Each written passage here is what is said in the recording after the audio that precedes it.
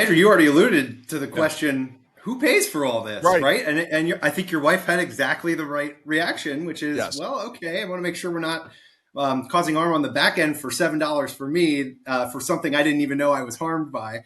Right. Right. So Right. in any case, assume that everybody will stipulate that we have a very litigious society. Yes. There are different things and many different ideas in this, the space where at some point people have called it just lawsuit abuse. People just lawsuits were always intended to be a measure of last resort when you could not reconcile with your neighbor or your colleague or your business partner, and people are using it as a means of first resort now. I mean, Right. it's fairly clear. So, so there's lots of stuff we can talk about in the lawsuit abuse category.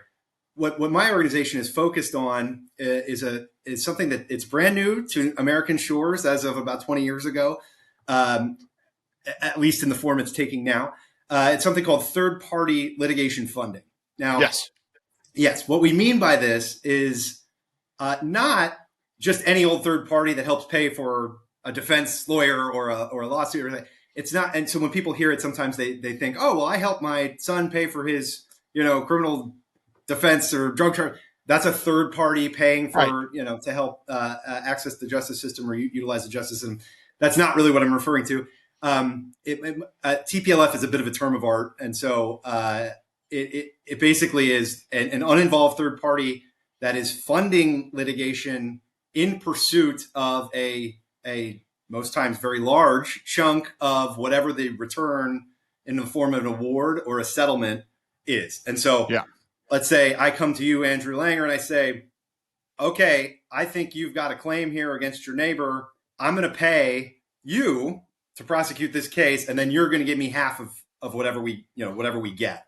Wow. And this is that's just a quick thumbnail of third-party litigation funding, and it is profit seeking and profit motivation. The folks that are doing this are they describe it as a new asset class, a complex financial product, and they certainly package and market it that way. But ultimately, this was just not done prior to 30 years ago, in the United States in particular.